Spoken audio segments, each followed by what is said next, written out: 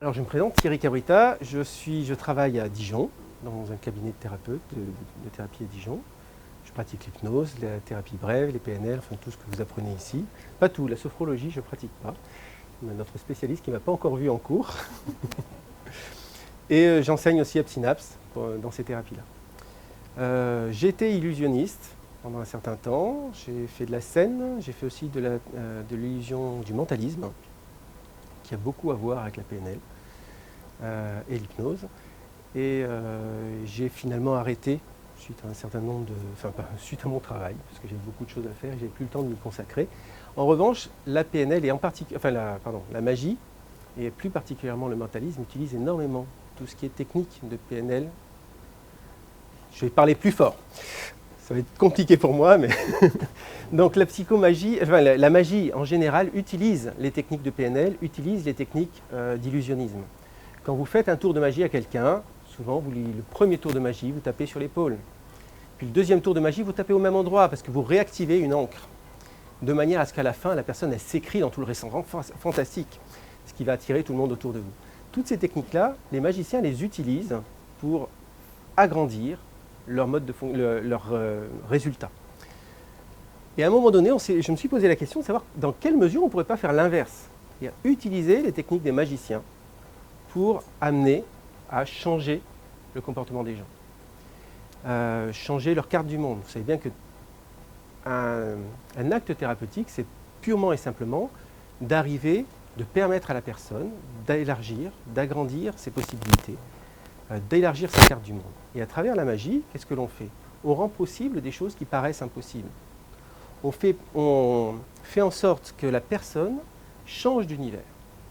Donc c'est un outil qui est extraordinaire pour pouvoir permettre aux gens de rentrer dans un autre univers, dans une autre carte du monde, et de pouvoir ensuite lâcher prise. Il y a certaines personnes que vous avez certainement vues en thérapie, pour ceux qui travaillent en cabinet, qu'on appelle les digitaux. Ces personnes qui sont toujours en train de réfléchir, qui sont toujours en train d'analyser tout ce que vous faites. Et parfois, c'est un peu compliqué de travailler avec eux, en particulier en termes d'hypnose. Mais ces personnes-là, c'est extraordinaire la magie pour eux. Parce que vous faites un tour de magie en début de séance.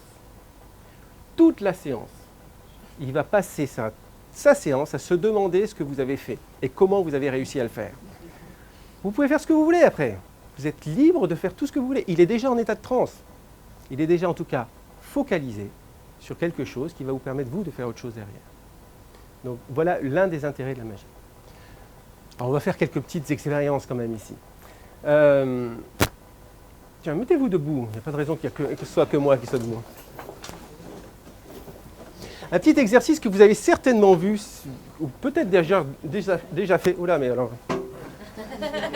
Je me sens petit tout d'un coup. Donc vous allez vous mettre vos bras là comme ça, devant vous, les pouces en l'air. OK? Non, on ne va pas faire un test d'hypnose. Ensuite, les pouces vers le bas. OK? Ça va. Ça arrive jusque-là. Tu arrives à suivre. Après, tu passes une main par-dessus l'autre. OK? Tout le monde y arrive? Monte un peu plus haut tes bras. Là. Voilà, comme ça. OK? Maintenant, vous croisez vos doigts. C'est parfois un peu inconfortable. Mettez vos deux doigts en avant, le pouce vers le bas. Puis, comme dans toute thérapie, il faut qu'on soit capable de changer de sens. Bah alors.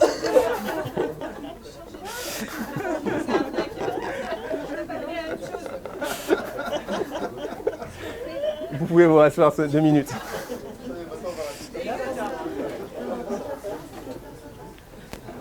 Le thème de notre journée, c'est l'ouverture thérapeutique. Il faut savoir ouvrir son esprit. Tout ce qui était impossible aujourd'hui devient possible. Avec la magie, c'est ce que vous allez apprendre à vos clients. Ce qui est intéressant, c'est aussi de pouvoir leur montrer, au final, que c'est un tour de magie. C'est-à-dire, si vous voulez éviter que la personne rentre dans la pensée magique, il va falloir pouvoir lui dire, la magie, moi je me présente comme un illusionniste. Ce que je vous ai fait là, c'est un tour de magie. Un tour de magie, ça demande de la préparation, ça demande du travail. Et à partir de ce travail, on peut rendre possible les choses les plus impossibles. À partir du travail que vous allez faire en thérapie, vous allez pouvoir rendre possible ce qui, aujourd'hui, vous paraît impossible. Et vous ouvrez la porte à de nouvelles choses. OK ?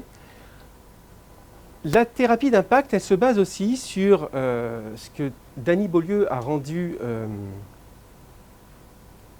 a mise en exergue en France, en particulier dans les pays francophones, qui est la thérapie d'impact. La thérapie d'impact, c'est une thérapie qui va chercher à obtenir un résultat très rapide, à rompre des patterns négatifs, de manière à pouvoir permettre à la personne de changer.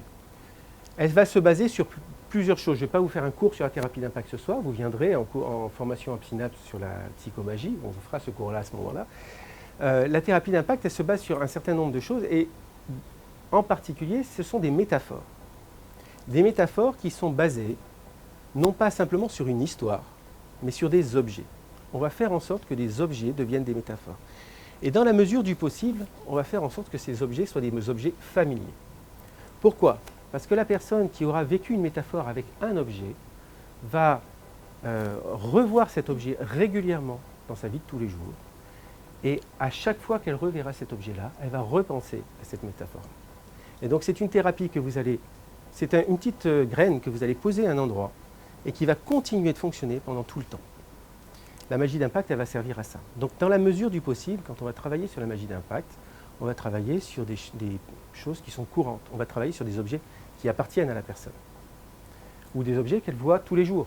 Ça peut être une pièce de monnaie, ça peut être des élastiques, ça peut être des bouteilles d'eau, des pailles. Je vous montrerai quelque chose avec des pailles tout à l'heure. Une écharpe. Et à partir de là, la personne, à chaque fois qu'elle va reprendre cet objet ou qu'elle va re-rencontrer cet objet, elle va avoir un rappel de ce qu'elle a fait en thérapie. Ce qui va lui permettre, petit à petit, d'avancer et de cheminer.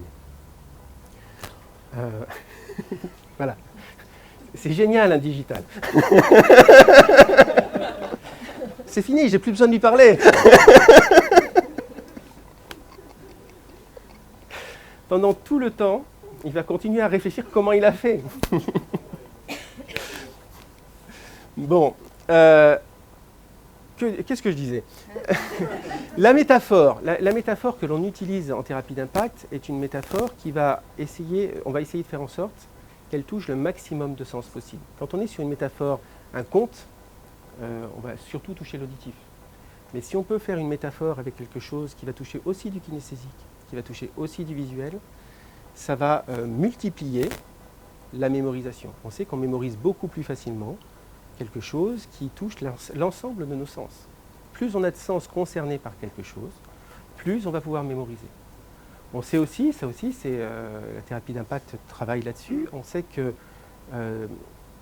notre mode de mémorisation est aussi lié aux émotions que l'on a. Plus on a une émotion forte par rapport à un événement, plus on va le mémoriser. Je pense que la majorité d'entre vous se souviennent de là où ils étaient le 11 septembre 2001.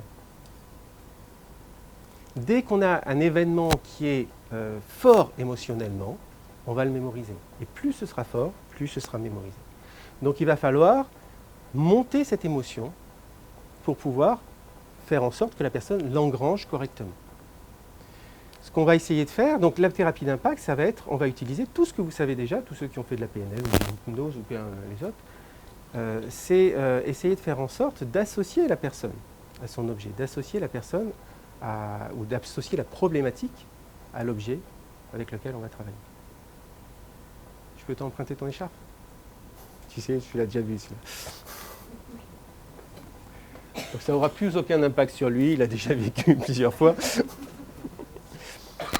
La personne qui se sent enfermée dans ces problématiques, qui se sent étranglée, qui est à bout de souffle dans ces différents événements, vous pouvez prendre cette image-là. Alors l'écharpe, c'est plus souvent en hiver qu'en été.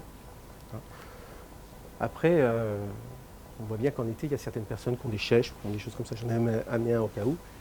Vous lui montrez cette métaphore-là, vous mettez l'image autour du cou, alors vous pouvez le faire autour de son cou, mais ça c'est encore une autre technique. Vous l'étranglez comme ça. Là, je ne suis pas étranglé, mais voilà. Et puis, vous métaphorisez ça. Quelquefois, vous êtes étranglé par vos problèmes. Et plus vous tirez, plus vous vous débattez par rapport à ces problèmes, moins vous avez la possibilité de respirer, moins vous avez la possibilité de parler. Et pourtant, il suffit quelquefois de lâcher prise pour que les problèmes passent à travers vous. Et à partir de ça, vous lui rendez son écharpe. Et c'est une des manières qui va lui permettre, si vraiment vous avez pris le temps avec elle, si vous avez pris le temps de bien métaphoriser, parce que là, on sait qu'on est dans un exercice de psychomagie.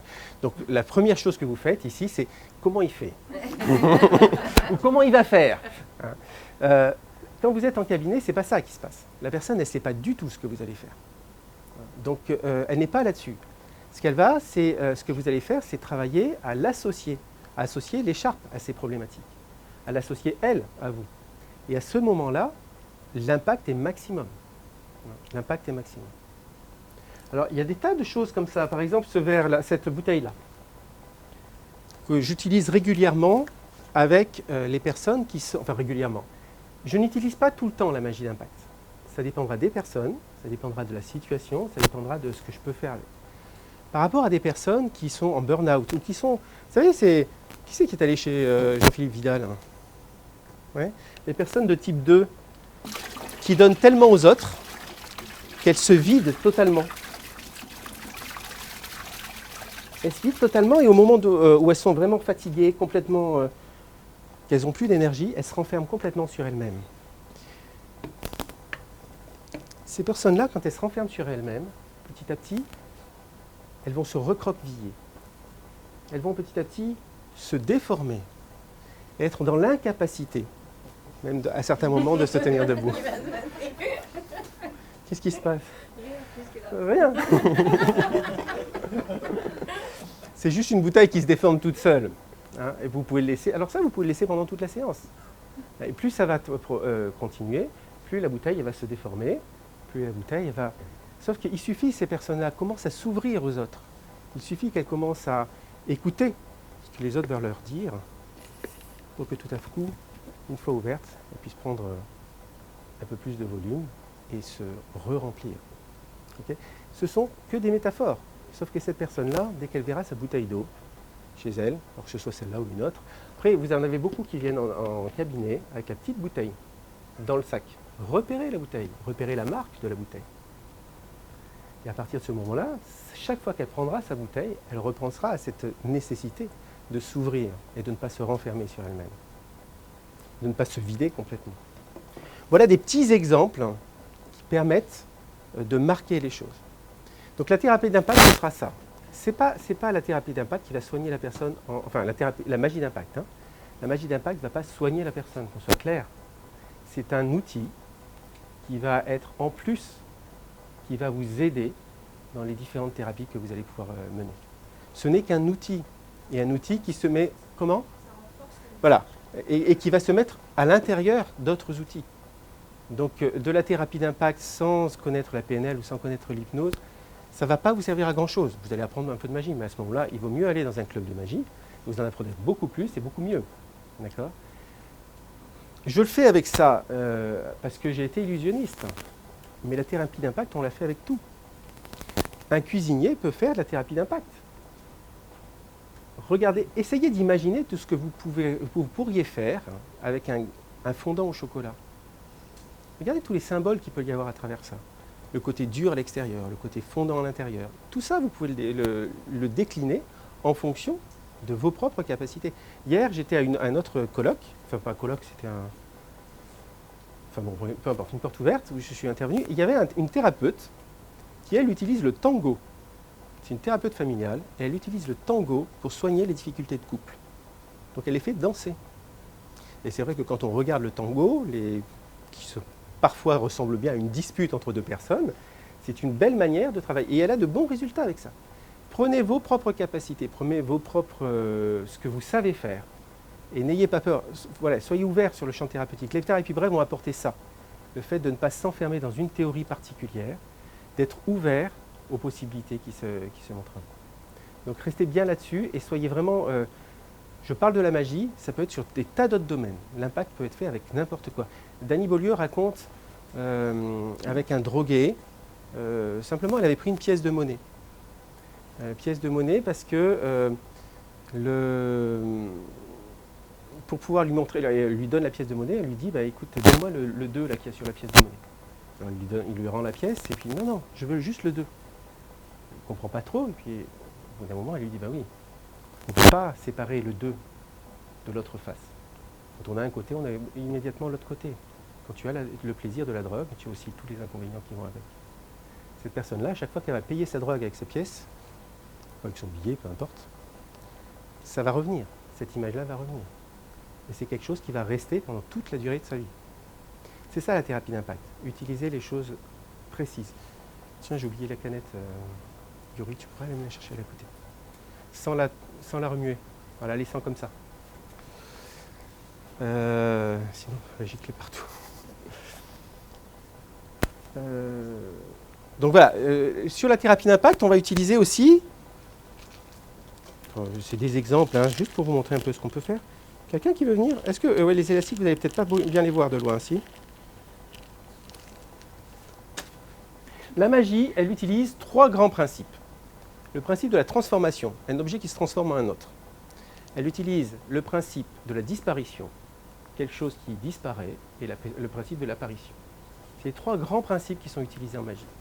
Qu'est-ce qu'on fait en termes de thérapeute? On cherche à se transformer les personnes. On cherche à faire disparaître les problèmes. On cherche à leur faire apparaître les ressources. On fait la même chose.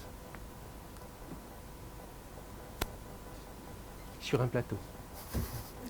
Alors avec les élastiques. J'ai oublié, excuse-moi. Là-dessus. Avec les élastiques, c'est les problématiques de personnes qui sont là aussi enclavées, complètement enfermées dans un système. On peut le faire comme ça, c'est-à-dire, alors, ou on peut le faire avec, tiens, il y a quelqu'un qui peut venir debout, comme ça on le fera dans la main de quelqu'un. Vas-y. Tu tiens les 2 élastiques, comme ça. Voilà. Et tu tiens bien parce que je vais tirer dessus, donc tu peux fermer pour pas que ça sorte. Okay. Donc vous faites associer la personne, alors vous lui demandez quelle couleur elle veut, on va imaginer qu'elle a pris la verte, okay. Et vous lui dites ça c'est votre problème. Et vous mettez dessus tous les problèmes qu'il y a, tous les problèmes dans lesquels elle se sent enfermée. Et vous le faites bien associé à ce problème-là. Vous lui dites, voyez, aujourd'hui, vous êtes à l'intérieur de ce problème et vous avez l'impression de ne pas pouvoir sortir, ni de ce côté, ni de ce côté, ni de ce côté. Pourtant, il suffit d'un petit acte thérapeutique que tout d'un coup, vous soyez complètement sorti de ce problème-là. Et ça s'est passé entre ses mains. Et vous lui laissez l'élastique, pas l'élastique problème, celui-là vous le récupérez. Et vous lui laissez le bon, de manière à ce qu'elle parte libérée de cette chose-là. Vous en avez des tonnes de choses comme ça, de libération. Hein, vous avez la libération à travers le doigt, vous avez un élastique qui passe à travers un doigt. C'est aussi un problème vous pouvez passer à travers un certain nombre de problèmes. Ce sont que des métaphores. La thérapie d'impact, ce n'est que de la métaphore. Pas quoi vous dire de plus. Maintenant, vous pouvez rentrer. Alors, une autre que j'utilise assez régulièrement, c'est celle pour les couples. Vous savez, quand on est en couple, monsieur, madame, il y a souvent la rencontre d'abord. On commence à s'attacher l'un à l'autre. Puis les liens se renforcent. On fait des liens vraiment forts, de plus en plus forts. Et c'est des liens qui tiennent. Sauf qu'à certains moments, on a besoin de se séparer. Alors quand on a besoin de se séparer, on a vraiment peur parce qu'on se dit, on va casser. On va casser l'un, on va casser l'autre. Or quelquefois, il n'en est rien. Il suffit de se séparer comme ça. On est parfois un peu froissé. Mais on reste complètement entier, chacun de son côté, pour pouvoir se reconstruire. Voilà. Ça, c'est un tour qui est simple. Anne. Je vais vous l'apprendre, celui-là. Il a un énorme impact, en particulier dans les histoires de divorce, quand il y a des enfants qui sont en jeu. Donc, je peux les distribuer 2 par personne. Oui, vous faites passer un petit peu.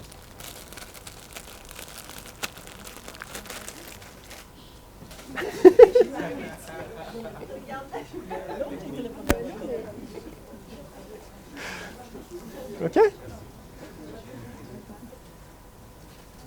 C'est bon?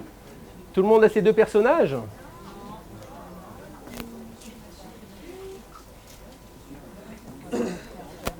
Alors chacun prend les couleurs qu'il veut pour monsieur ou madame. Hein. Maintenant la théorie du gender est passée par là, on peut prendre ce qu'on veut.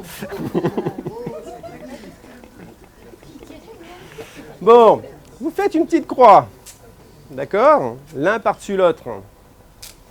Et celui qui est par-dessus, il fait le tour. C'est tout simple, vous faites le tour d'une paille. Ok? Ensuite, celui qui n'est pas plié, il va faire la même chose, sauf qu'il va passer, on aurait tendance à passer par devant. Mais lui, il va passer par derrière. Un petit vicieux. Il passe par derrière. Et comme quand on passe par derrière, ça fait un faux nœud, on va continuer jusqu'au bout. Il faut vraiment entourer la paille. Ça y est, ils sont déjà perdus, voilà. Je savais bien qu'il ne fallait pas que je vous explique des choses. Je reprends. Alors, vous mettez un vertical, un horizontal. Celui qui est horizontal, il est couché par-dessus. Il fait le tour. OK? Tour complet. Je vois qu'ils en sont à la moitié. Celui qui est vertical, eh ben, il passe par derrière. Alors pour vous, enfin, il passe à l'endroit où ça peut se décoller, d'accord? Là, et il fait un tour complet. Il remonte jusqu'en haut.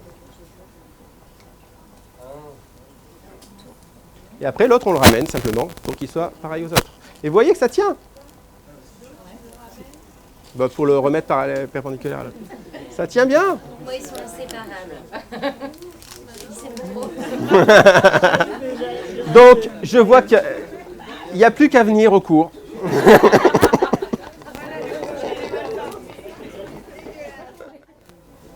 Vous verrez que ce qu'on va vous apprendre, ce ne seront pas des tours compliqués. Ce seront des tours qui sont simples, que vous pourrez utiliser. Après, vous verrez sur Internet, il y a plein de choses à apprendre, plein de tours qui existent. En réalité, ce qu'il faut, c'est comprendre les trois grands principes de la magie, qui sont la disparition, la transformation et passage à travers les choses. Et puis, à partir de là, vous l'adaptez. C'est presque la même chose que le foulard autour du cou. C'est l'élastique, il est dans le même principe. Une fois que vous en avez un ou deux, vous repérez quelle est la problématique de la personne que vous avez en face de vous. Et à partir de là, au moment opportun, donc ça, il va falloir que vous le calibriez, il va falloir, toutes les techniques que vous apprenez dans les autres thérapies, il faut les utiliser. Une fois que vous l'avez bien calibré, à ce moment-là, vous pouvez adapter et chercher le tour qui correspond. Chercher le tour qui correspond avec ses propres objets. Okay. Après, vous n'avez pas besoin d'apprendre des tours de magie. Dany Beaulieu vous parle aussi du dessin. Vous pouvez utiliser le dessin, vous pouvez utiliser des tas de choses. Regardez quelles sont vos richesses, quelles sont vos capacités, et à partir de là, développez-les. La thérapie d'impact, ce sera ça. OK? Ben voilà, on a fini. Alors, j'en utilise un autre que j'aime bien. C'est celui de la bouteille, voilà, de la bouteille complètement cabossée. Et certaines personnes se sentent comme ça, complètement cabossées. Pas bien du tout. Elles ont vraiment l'impression d'être complètement foutues dans la vie. Alors quelquefois, il suffit de les secouer comme ça un petit peu, que tout d'un coup, elles reprennent, alors il faut les secouer peut-être un peu plus fort, hein, elles reprennent complètement leur forme. Et à ce moment-là, bien sûr, elles ont à nouveau assez d'énergie pour pouvoir en donner aux autres. J'en avais besoin en ce moment. Voilà. Oui, c'est une vraie bouteille. Okay. Et vous pouvez le faire, c'est une bouteille, enfin, après ça, vous la prendrez. C'est une bouteille qu'on prend, avant de prendre une bouteille de coca, une bouteille. C'est pas une bouteille truquée en soi. Vous le faites avec des objets de tous les jours. Ne faites pas ça avec une personne qui a envie de perdre du poids. Enfin, pour rire, mais en même temps, attention, il faut vraiment que vous adaptiez votre thérapie, enfin votre impact, à la problématique de la personne. Ne faites pas l'inverse. Et soyez vigilants avec un certain nombre de personnes qui sont dans la pensée, qui sont déjà dans la pensée magique. Vous pouvez l'annuler, la pensée magique, c'est-à-dire quand ils arrivent, ce que je vous disais tout à l'heure, vous pouvez faire en sorte, en lui disant, attention, ça demande du travail, et pour pouvoir s'en sortir, ça demande aussi un certain nombre de travail. En revanche, des personnes qui sont déjà dans la pensée magique, n'utilisez pas la thérapie d'impact par la magie. Parce que là, vous allez renforcer la problématique, qui va attendre que tout se fasse facilement et tranquillement. Okay. C'est magique, c'est un truc de baguette magique quand tu rentres dans le Exactement. Il rentre dans le bureau, il attend que tout se fasse. Hein, et ça va se faire magiquement. Qu'est-ce que ça se passe. Hein, mais attention. Ça va? Des questions? Oui. Alors l'écharpe, c'est une vraie ou... C'est une vraie. Je la prends à... Ah, c'est une écharpe belge. Alors, est-ce qu'il y a une autre écharpe? Voilà. Ça, c'est juste histoire de me dire, de revoir une dernière fois et d'essayer de calculer comment ça se passe, c'est ça, hein. Ça se passe tout simplement. Merci. Ok. Allez, un petit truc, regardez. Un dernier pour vous. Celui-là, vous allez savoir le faire tout seul. Mettez vos mains. Alors, vous allez regarder là, le pli de vos mains, là, le pli de vos poignets, ok? Vous mettez les deux plis pile l'un en face de l'autre pour que ce soit vraiment à la même hauteur. Et vous remettez les mains comme si vous les mettiez en prière. Ok? Vous repérez parmi vos mains celle qui a les doigts le plus longs. Quelquefois, il n'y en a pas. S'il y en a une qui a les doigts le plus longs, ben vous prenez la main qui a vous prenez celle qui a les doigts le plus courts. Ok? Si c'est égal, peu importe, vous prenez une des deux mains. D'accord? Prenez la main. Il ne faut pas avoir peur du ridicule en thérapie. Vous allez mettre votre main à distance de votre bouche pour qu'elle ressente votre souffle quand vous parlez. D'accord? Et vous allez lui dire « grandis ». Grandis. Au moins 15 fois. Mais plus fort, il faut que vous soyez convaincu. C'est filmé? C'est bien.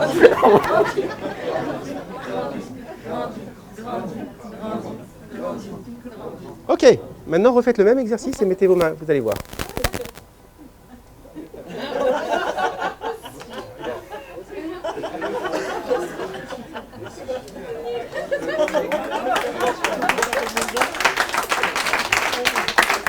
Vous vous rendez compte ce que vous allez faire, ça, si vous le faites faire à votre client, par rapport à quelqu'un qui se dit toujours « je suis pas bien, je suis moche, je vais pas bien, je suis trop grosse, etc. » Vous vous rendez compte ce que là, vous pouvez lui dire « regardez l'effet de ce que vous dites par rapport à vous-même sur ce que vous êtes. » Là, l'effet est magique. Pas besoin que je vous l'explique, il suffit de le dire. Regardez, refaites la même chose et vous lui dites « diminue, diminue, diminue ». Faites-le. Ouais, faites-le.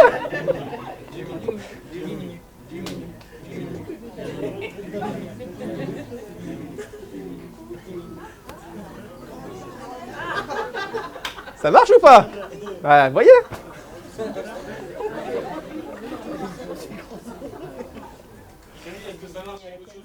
Non. Pourquoi à chaque fois on me la pose celle-là? Mais c'est pas les plus grandes oreilles qui entendent le mieux, tu sais. Alors non, ça ne se fait pas nécessairement en fin de séance. Ça peut se faire en fin de séance, ça peut se faire en début de séance. Ça dépend de ce que vous cherchez à voir. Soit vous cherchez à occuper l'esprit de la personne. Dans quel cas, vous allez le faire en début de séance. Soit vous cherchez à avoir une rupture de pattern pour pouvoir basculer en speed hypnose derrière. Dans quel cas, vous le faites au moment où vous voulez avoir la rupture de pattern, au moment où vous voulez induire la transe. Soit vous voulez que ce soit quelque chose qui reste dans le temps après, et à ce moment-là, vous pouvez le faire à la fin de votre séance. Ça dépendra vraiment de l'objectif que vous voulez obtenir. Tout est stratégique dans la manière de faire d'un thérapeute. Du premier coup de téléphone jusqu'au moment où la personne quitte la maison, tout est stratégique. La manière dont vous la raccompagnez est stratégique. Vous pouvez à certains moments faire semblant de vous casser la figure. Ça peut être utile. Le problème, c'est est-ce que c'est utile pour la personne? Qu'est-ce qui est important pour elle à ce moment-là? Ça peut ne pas être grave de se casser la figure. Ça peut ne pas être grave de faire des erreurs. Peut-être qu'elle a besoin de l'entendre et de le voir. Le thérapeute, vous êtes stratégique à partir du moment où vous êtes en contact avec cette personne. Dès qu'elle est au téléphone, jusqu'au moment où vous la raccompagnez, où elle a quitté la maison, le cabinet. Ok? Donc la manière de faire, le moment où vous allez faire ce tour de magie, ça dépendra vraiment du moment. Voilà, de ce que vous cherchez à obtenir avec elle, de votre objectif là-dessus. La seule contre-indication, c'est les aveugles. Non, parce qu'on peut faire des tours de magie avec les aveugles. Il y a là, je t'ai vu. On a des tours de magie qui sont, généralement, on a des tours de magie qui sont beaucoup plus visuels. Mais vous pouvez faire de la magie qui soit tactile. Quand vous avez essayé chez vous d'avoir un endroit, un bac avec de l'eau tiède et un bac avec de l'eau froide, et de tremper en même temps les doigts dans l'un dans l'autre, ça fait des sensations qui sont particulières. Si vous faites fermer les yeux à quelqu'un que vous lui faites goûter une pomme de terre, et en même temps que vous lui faites respirer une odeur de poire ou de pomme, il va être persuadé de manger une poire ou une pomme. Et il va avoir le goût de la poire ou de la pomme. L'olfactif est plus important que le gustatif. Oui. Ben, le gustatif, vous n'avez que 4 goûts. Sucré, salé, amer, acide. Tout le reste, c'est de l'olfactif. Donc à partir de là, vous avez beaucoup d'illusions que vous pouvez créer à partir de ça. Après, vous avez des tas de choses. Vous connaissez les balles mousses. C'est un truc qu'on fait beaucoup avec les enfants, mais qui marche aussi avec les adultes. Quelqu'un qui veut venir? Quelqu'un d'autre que celle qui veut venir? Viens. Par rapport à une problématique particulière. Les problématiques particulières, quand on s'en occupe pas, quand on ne les traite pas, ce qui se passe, c'est que petit à petit, elles se multiplient.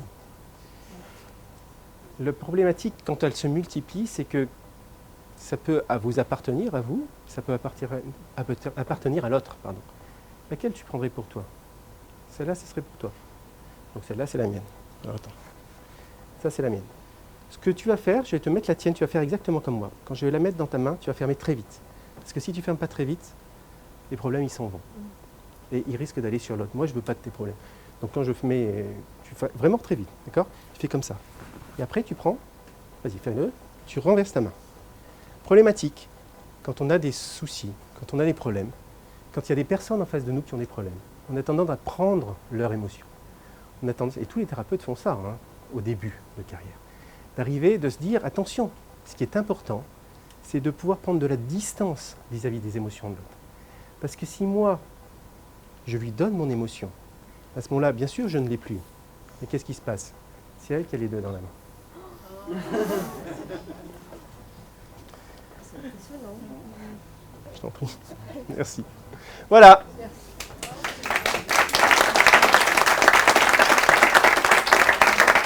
Donc, ce que je vous propose, c'est qu'on va avoir quelque chose certainement en novembre. Donc, je vous propose, on n'a pas mis de feuille, ceux qui sont intéressés, ne serait-ce que pour être informés, parce qu'on n'a pas défini les tarifs, mais ceux qui pourraient être intéressés par ça, ce sera sur un week-end. Pour l'instant, que 2 jours, hein, donc un week-end. C'est pour ça que j'aimerais bien qu'il y ait au moins le tech qui soit fait avant, de manière à ce qu'on ne soit pas obligé de reprendre les prérequis. Vous inscrivez votre nom, votre numéro de téléphone et votre adresse mail, et puis on vous tiendra informé. Ça va? Eh bien, bonne soirée! Merci.